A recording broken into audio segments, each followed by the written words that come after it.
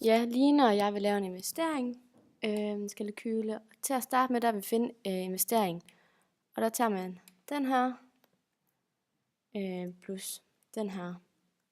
Og det er vigtigt, at man sætter i minus. For at finde skarsværdien, kan du se, at det står heroppe, og så tager du bare og sætter det ned. For at finde den årlige indtjening, der siger du den her minus den her. Og så rykker man simpelthen bare det hele vejen ned.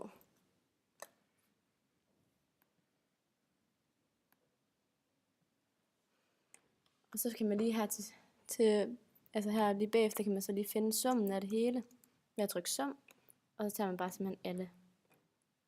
Det var der. For at finde nettobetalingsstrømmen, der plusser du investering og skarsværdien med den årlige indtjening.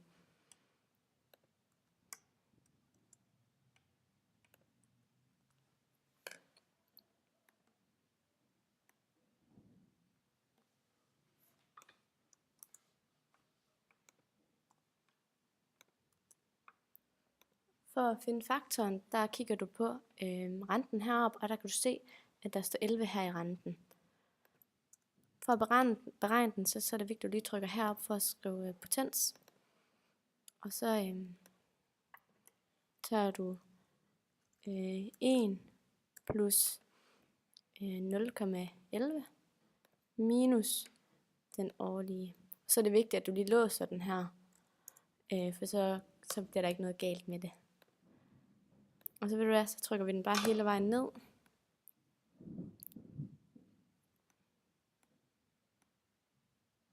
Sådan der. Så for at finde nutidens værdi i kroner, så plusser du simpelthen bare, ganger. Ganger med hinanden. Det er simpelthen bare sådan her hele vejen ned.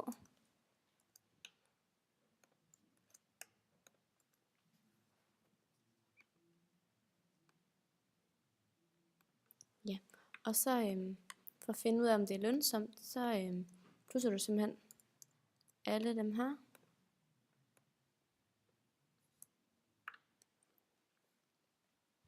Og det er ikke rigtigt, fordi man kan nemlig ikke gøre, som du sagde, Michael. Man kan nemlig ikke bare rive den ned. Man skal tage, hver sin her. Sådan der, hele vejen ned. Det er nemlig vigtigt, fordi ellers så bliver det ikke det rigtige tal, som du lige kunne se lige før.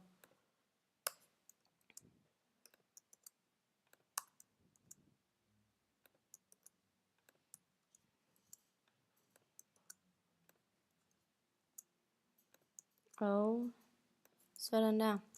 Så finder du summen af det. Så skulle det gerne blive det rigtige tal nu. Sådan der, det gjorde det også.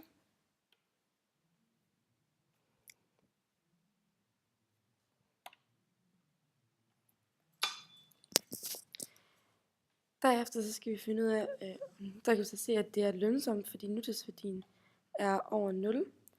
Og derfor vil vi beregne, hvor stor den årlige besparelse i lønomkostningerne mindst skal være, for at investeringen er lønsom.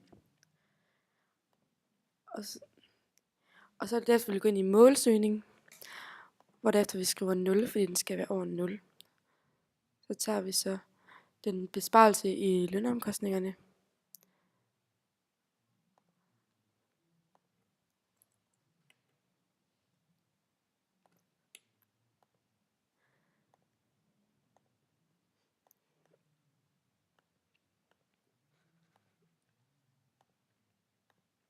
Vi prøver det igen. Den skulle lige være i den rigtige celle. Og så den skulle så være over 0, og så tager vi de der 600. Ja. Så kan vi så se, at besparelsen i lønomkostningerne, den er falden. Og du kan se her, at den er 0, og det er også det, den rigtig skulle være. Så ja. Så derfor kan man se, at det bliver lønsomt.